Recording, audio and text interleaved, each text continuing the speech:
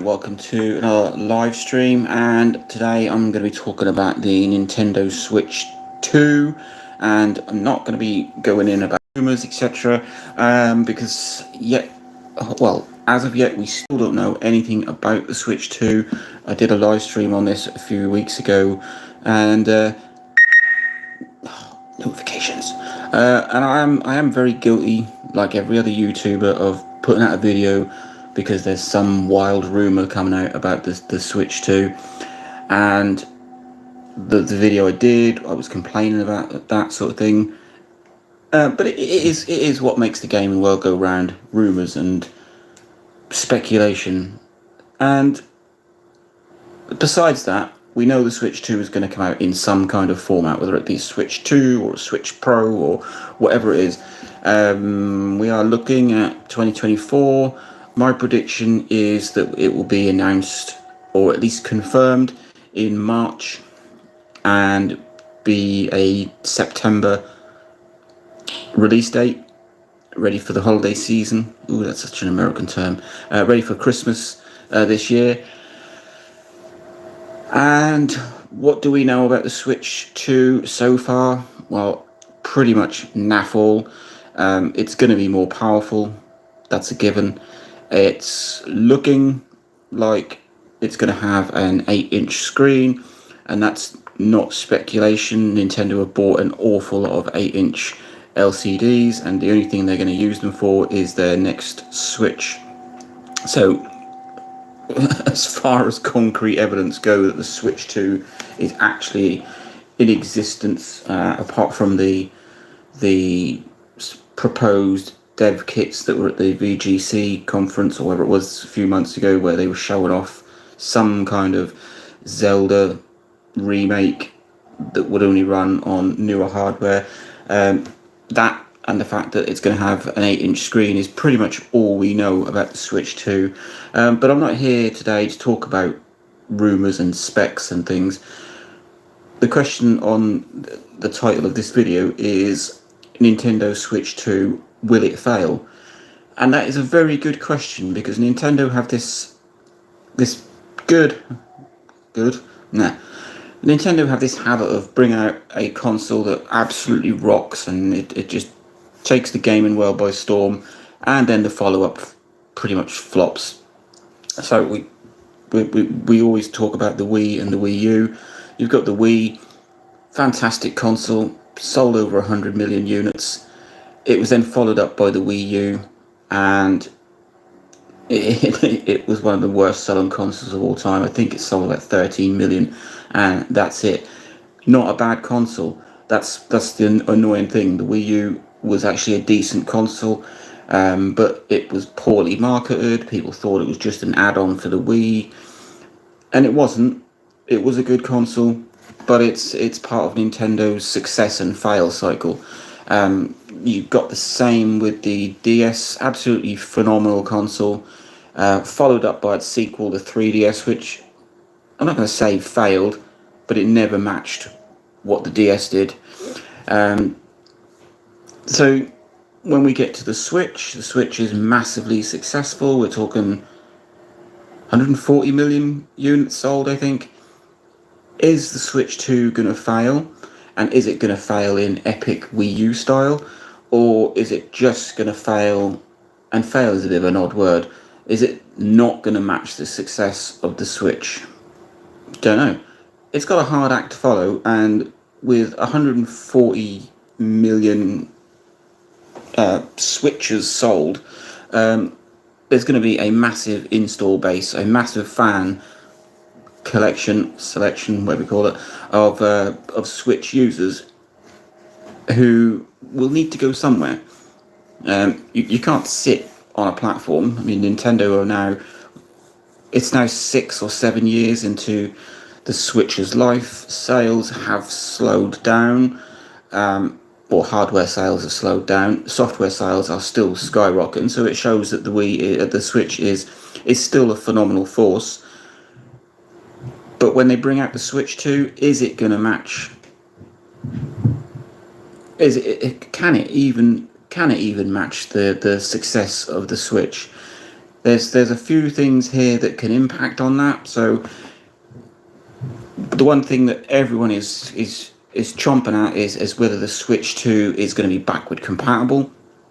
If it isn't, then I can tell you now that the Switch 2 is going to fail, because people have invested so much into the Switch ecosystem to then have to restart again. It's not going to do it. They didn't do it with the Wii U. They didn't do it with the 3DS. They brought out the 3DS and it was backward compatible with the DS. They brought out the Wii U and it was backwards compatible with the Wii.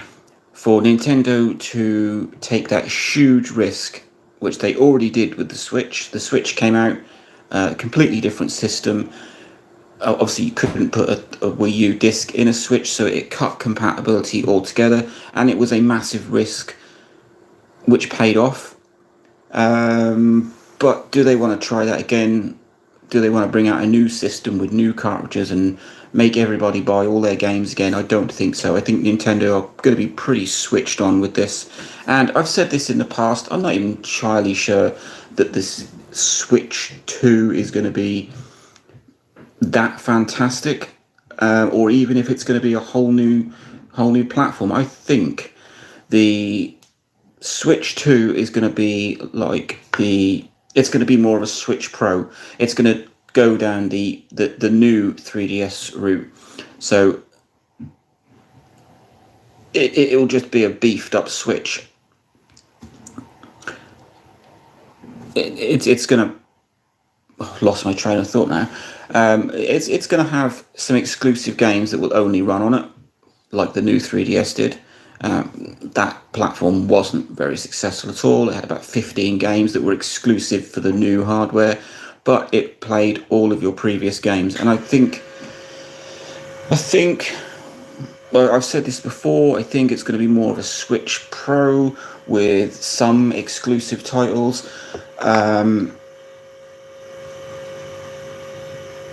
How many exclusive titles? I don't know. Will it?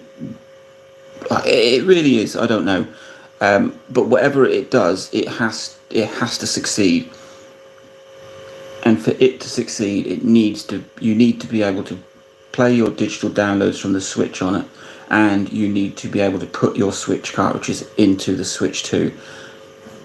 DS, 3DS style. That's how it needs to be for it to be a success. And there will be die-hard Nintendo fans that will go out and buy the new hardware.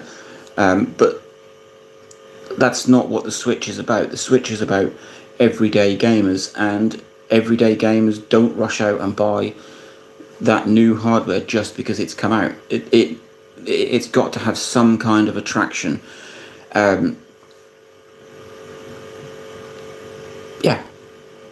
So will it fail? That is my main question of this video.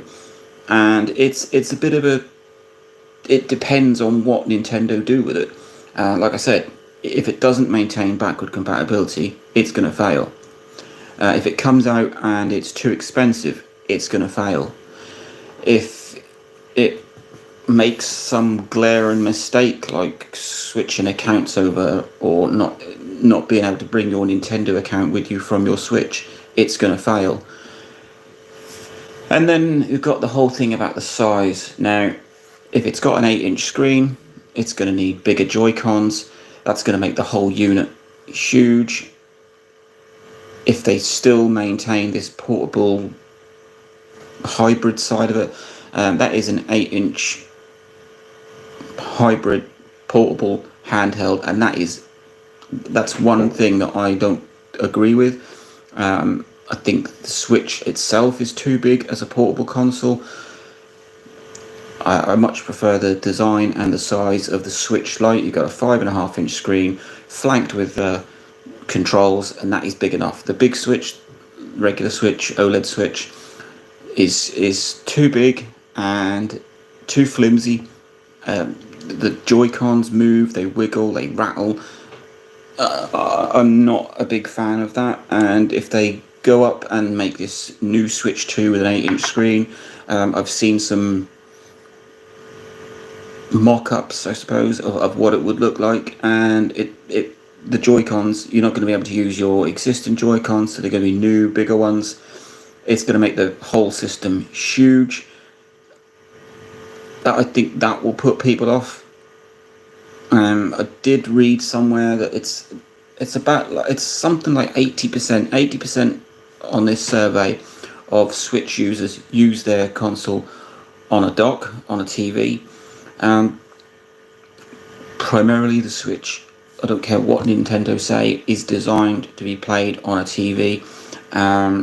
I've played some games on my Switch Lite, and you can clearly tell that game was not designed to be played on a 5.5 or a 6.2 inch screen, because the writing is too small and some of the details are hard to see.